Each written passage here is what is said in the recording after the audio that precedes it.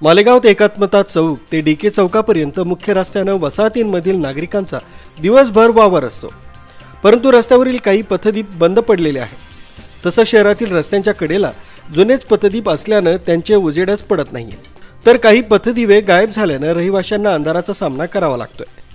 त्यामुळे चोरटे अंधाराचा फायदा घेत धूम स्टाईलनं महिलांच्या गळ्यातील सोन्याचे दागिने हिसकावण्याचे प्रकार हल्ली वाढले आहेत। महिलांची सुरक्षा वाऱ्यावर असून सौभाग्याचं लेणं सांभाळण्याची जबाबदारी स्वतः महिलांनाच घ्यावी लागणार आहे।